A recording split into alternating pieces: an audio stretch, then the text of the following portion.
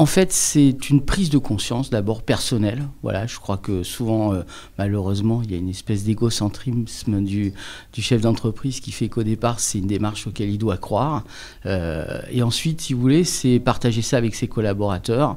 Et ensuite, c'est de comprendre qu'en fait, il faut faire correspondre écologie et économie. Le groupe Allianz s'est engagé dans la lutte contre le changement climatique.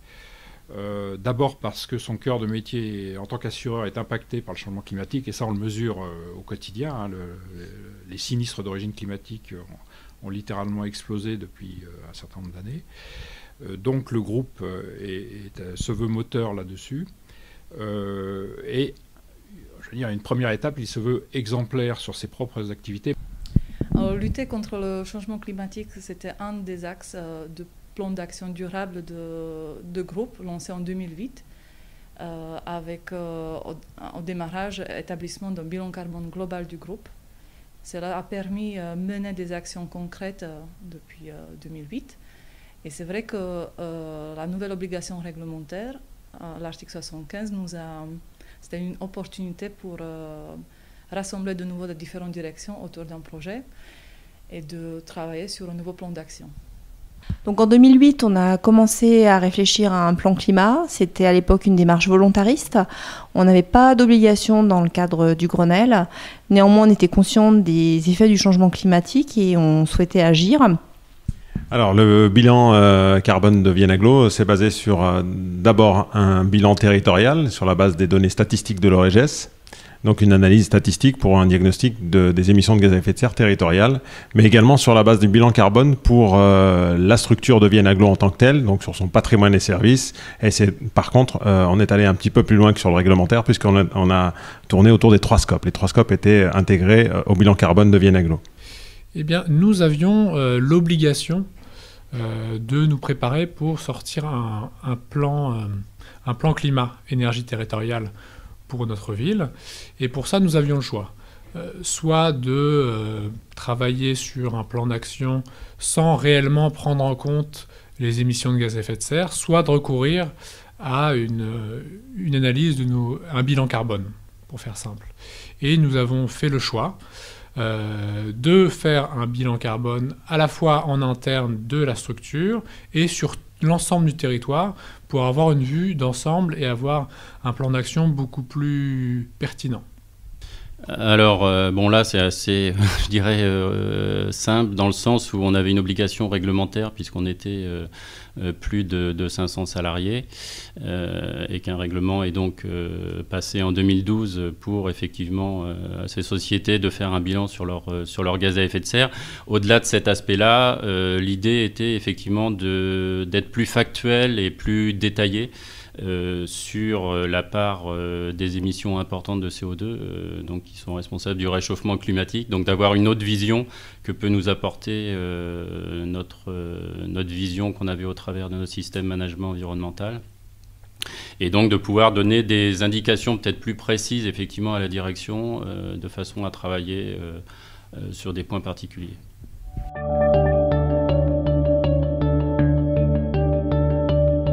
Je dirais que moi, le bilan carbone, ça a été une expérience très très intéressante.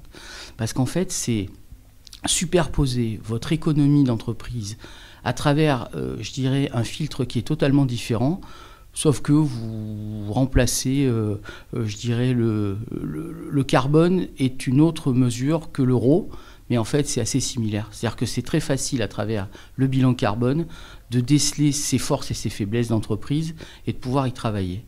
Je dirais tout simplement que nous avons conforté l'image que nous avions et nous avons répondu aux attentes de nos clients, de nos salariés, de nos riverains.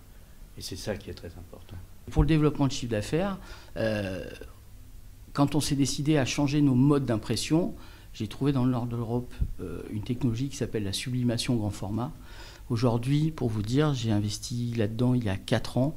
cette technologie, elle représente aujourd'hui 40% de notre chiffre d'affaires. Alors c'est un petit peu tôt pour le dire, les indicateurs vont être mis en place un petit peu plus tard. Néanmoins, ça a permis de redynamiser la dynamique qui était déjà engagée sur certains projets. J'en ai parlé tout à l'heure sur les transports ou les déchets par exemple. De mobiliser les services, d'avoir des actions transversales. On a mené de nouvelles actions, notamment quand on passe un marché. C'est vrai qu'on essaye d'avoir des clauses sociales, environnementales, etc. Et puis, ça va nous permettre peut-être de mettre un nom quelquefois sur des actions qu'on menait déjà et de pouvoir d'avoir conscience aussi de ce qui était fait et de pouvoir communiquer là-dessus.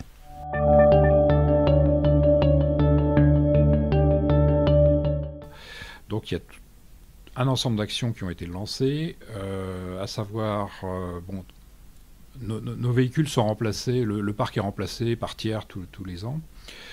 Donc travailler sur un catalogue de véhicules moins émissifs. Donc on a introduit des hybrides et il est engagé parce qu'il est aussi concerné directement par le changement climatique.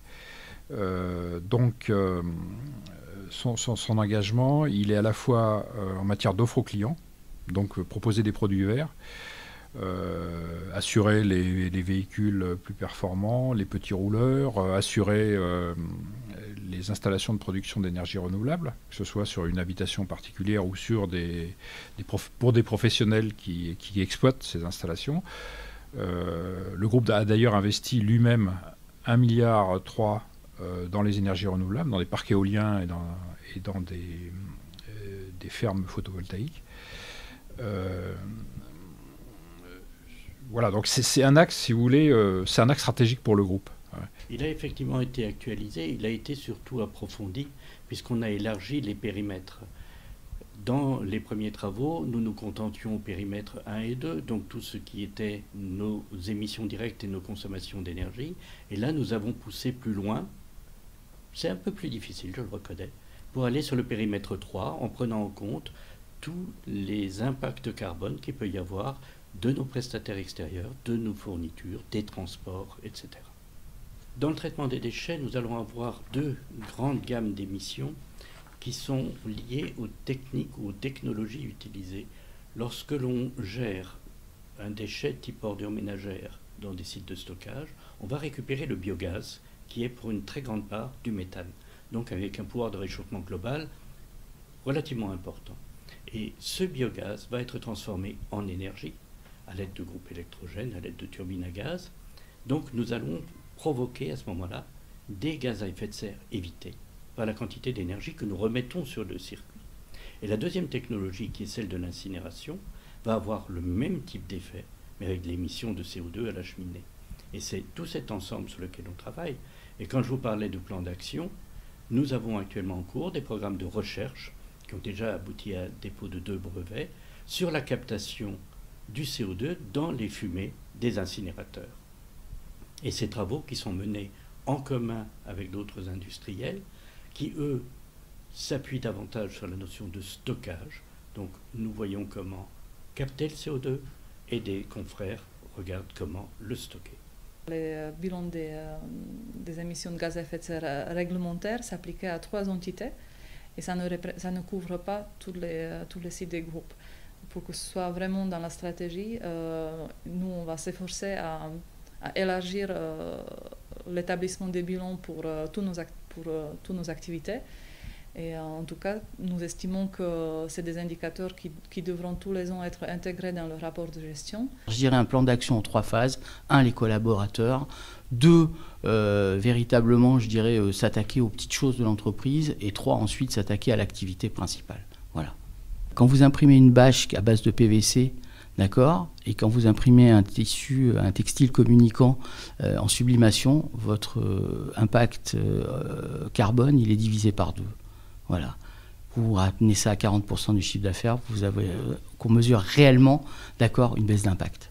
On souhaite maintenant aller beaucoup plus loin et rentrer dans un processus où chaque conducteur va essayer d'optimiser, je dirais, au travers de sa conduite, les émissions de CO2. Donc on va lancer un concours du meilleur économe et du meilleur conducteur au volant. Voilà, exactement. l'intérêt pour nous, c'est vraiment d'avoir une quantification des résultats de nos actions.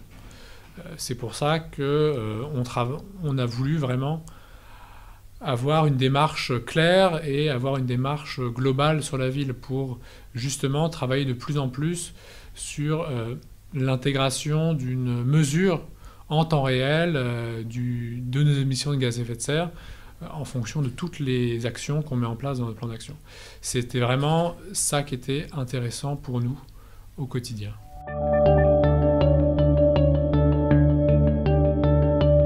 Alors, moi je pense qu'on ne s'improvise pas spécialiste en bilan carbone, où ça demande des compétences assez pointues, ça demande d'être au fait aussi des évolutions réglementaires et technologiques.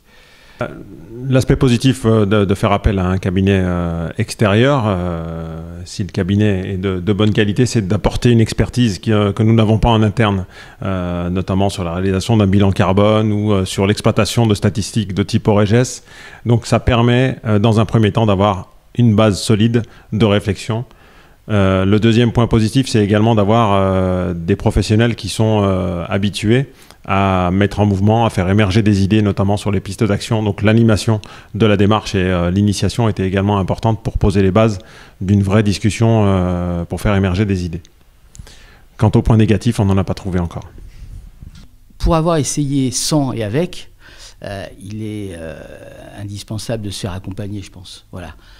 Pour aller plus vite, pour ne pas faire d'erreurs, pour gagner du temps. Franchement, je dirais à tous les gens qui veulent s'y mettre, en fonction des moyens que vous avez à mettre, parce que ce qui est bien, c'est qu'on peut moduler la prestation de conseil, comme n'importe quel autre conseil d'ailleurs.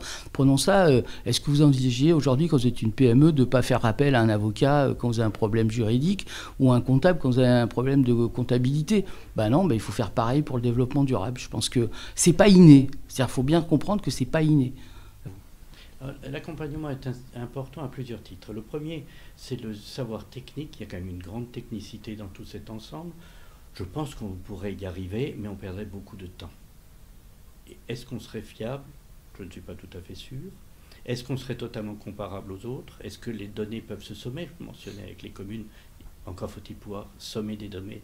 Donc il faut qu'elles soient calculées de façon homogène.